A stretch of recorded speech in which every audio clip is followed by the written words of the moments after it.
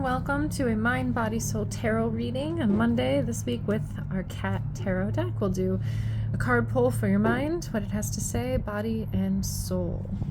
So let's get started. I pre-shuffled the deck. Thank you. Spirit, what is the message today from our mind, our collective mind? What do we need to know?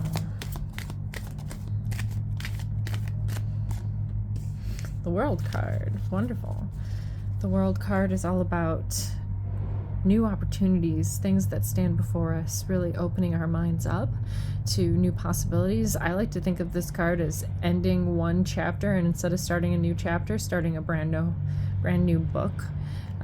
Really learning what possibilities are before us and how the universe wants the whole world to be open to us. We'll pull a clarifier on that. Body, what's our message for the body today? Thank you. We've got 7 of C, which is 7 of Cups. This card is kind of a dreamy card. This can be a little bit of indecision around our bodies, ourselves. This can be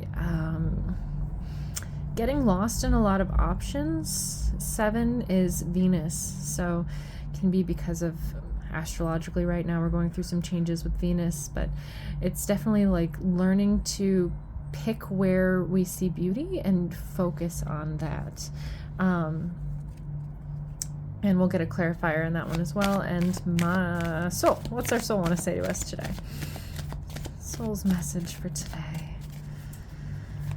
Thank you, Spirit. Soul, Strength card. Okay. Strength card is really about the strength found in gentleness. There's this kitty here who's using their strength to not eat these little birds, right? So this is how we approach ourselves and maybe the parts of ourselves that we don't really like. The message from the soul is that if we can look at those parts of ourselves that are a little rough and approach them with gentleness, that's how we can really transform them. And let's get clarifiers on these. Thank you for clarifying the World card from our minds. Let's clarify that World card. King of Cups, Sea King. That's beautiful. I like to think of this card kind of as the inner Jesus or Christ-like feeling within us. This is the like love of a loving masculine, the part of us that will protect our dreams. You know, maybe we're opening our mind to brand new thoughts and ideas about what is possible for us, and he really wants us to use our intuition and our dreaminess in a way that is protected for ourselves. So sometimes that can be like, if you have a new idea or thought about what could be possible for you, maybe keep it to yourself, set boundaries around who you share these new seeds with, because they're sprouting and growing. He's all about loving boundaries and having like the emotional space for yourself that you need. Windy day today. So together our mind's message is really about opening up to new possibilities and letting ourselves protect that space, letting it sink into our subconscious so that we can really allow nurturing and growing of whatever it is that you're dreaming about, or whatever doors opening to like brand new possibilities. You don't necessarily have to share it with everyone, but you get to really trust that your intuition is guiding you correctly, that you can trust your dreams, that your emotions around this, especially like good feelings, deserve protection. And yeah, you can cherish these new ideas, harness them. It is spring, so it's about new seeds coming in, and he doesn't want someone trampling all your new garden, right? He wants to shower it with love. So 7 of C, 7 of Cups. Let's see what that. Thank you for clarifying that 7 of Cups card. Oop, okay. We've got Good Kitty. Oh, I love this card so much. This is the Judgment card. This card is really reminding us that it's not ourselves or humanity that judges anything. It's the divine that judges. And in the eyes of the divine, we are all good kitties.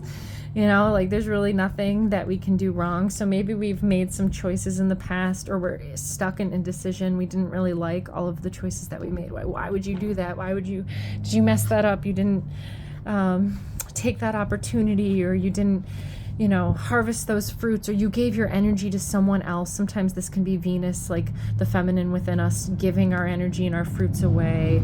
And this is about forgiving ourselves from that and realizing that we are good kitties, that we are all trying our best and doing our best, and that when we turn to the divine, we can see clarity through the mistakes maybe that we've made, or the indecision, or the giving away of energy. We can see that even if all of the fruits have not ripened on our tree, that we know which one to pick.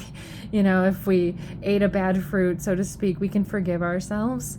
And since this is the realm of the body, this can be like, we're coming out of winter, and maybe we made some choices in winter that we weren't the happiest about. And this is about really, the more that we can feel good and celebrate and see ourselves through the eyes of the divine, the quicker we can draw the right opportunity to us, and we don't have to bounce around and wonder what it is. And we can also see the beauty in ourselves. Like, we are human, and we don't always know exactly what to do, and that's okay. So if you're stuck or unsure or not feeling the greatest about yourself or your body or your health or your choices, it's not really in our benefit to continue to hold that against ourselves. We can cast that on the divine and know that we are pure innocence, and we are always seen with eyes of love by the divine. So we can really offer that to our cells and our cellular being as well, that our cells are innocent and always trying to do what's best for us. Our bodies are innocent and always trying to do what's best for us. And we deserve to let them bask in the pureness that they are, ourselves, and the pureness that they are. And soul's trying to say something about our strength. Thank you for clarifying. The Emperor.